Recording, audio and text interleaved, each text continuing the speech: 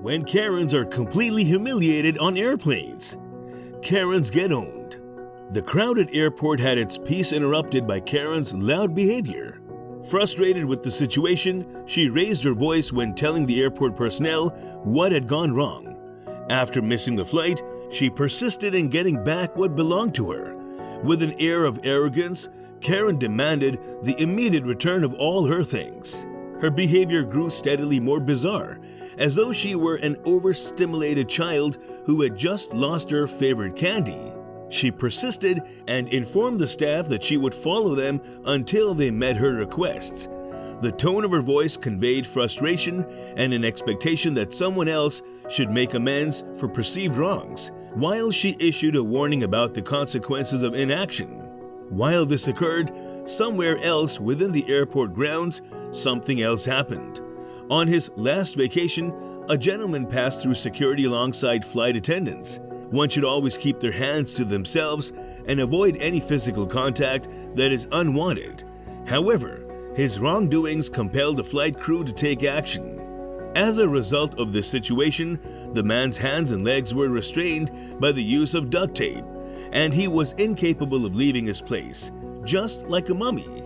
After noticing his unacceptable conduct on board, the crew of the airline took severe measures in order to ensure other people's safety and well-being.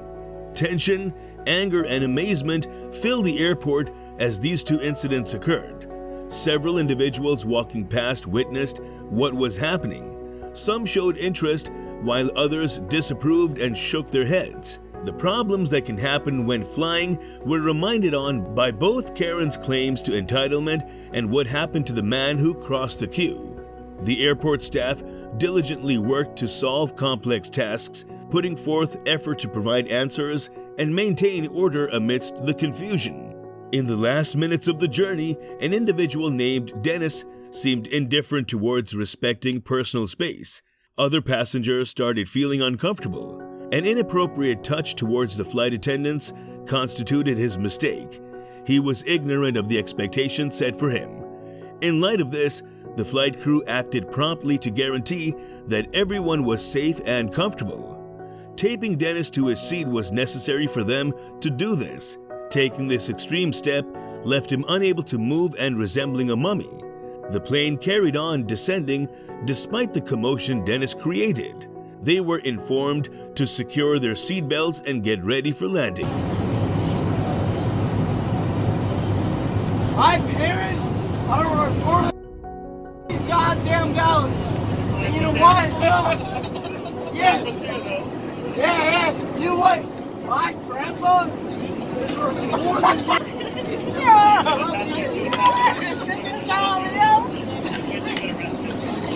My grandpa is the most wholesome person you're ever gonna talk to.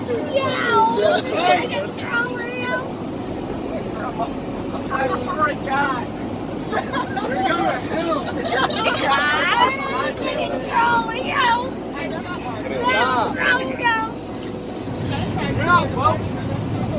No, don't say thank you. You have no goddamn idea what's coming for you.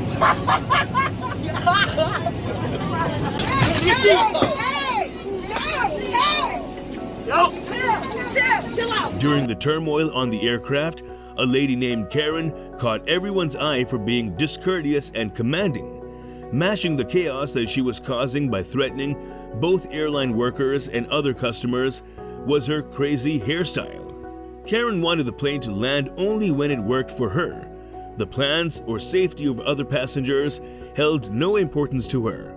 Several individuals joked about presenting her with a parachute and permitting her to leap out of the airplane while it was still soaring through the air. Although the staff attempted to elucidate the circumstances and enforce order, Karen's appeals persisted, heightening the tension in the cabin. The endeavors of the staff were futile. Ma'am, we all want on this plane, okay? Calm down. I have Calm a down. medical You look emergency. fine. You're breathing. Your heart's running. You're good. You're fine. That's not your business. Now move, please, sir. Move. Ma'am, push me again. He's just standing there. Exactly. We're not there yet. They haven't opened the door yet. You can't go anywhere. Everybody has to get off first. Please calm down.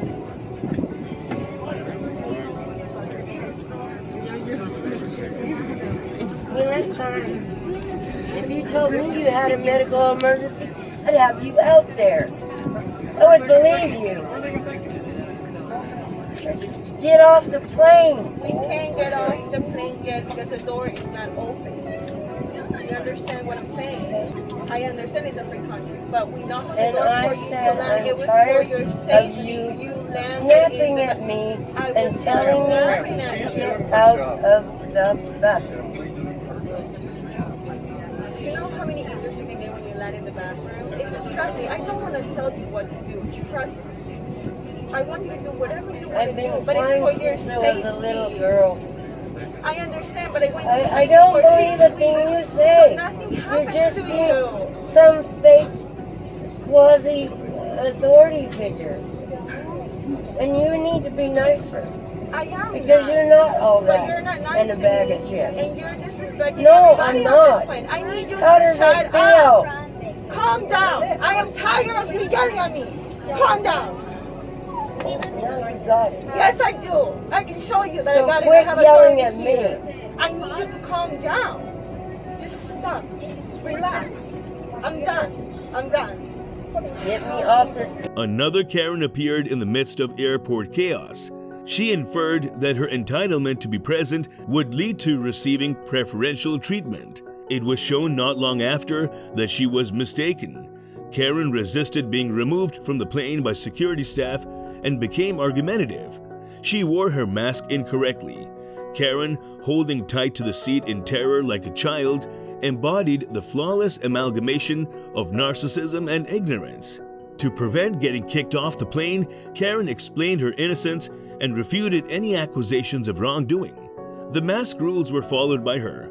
If she refused to leave, security warned her that she could face charges of trespassing despite her plea.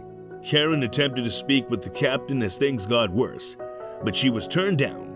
The airline employees initiated asking her patrons to get their things together. The plane's imminent departure was announced by this signal. Notwithstanding advice from other passengers to disembark, Karen stayed put on the plane. She was unaware that her stubbornness was exasperating the situation.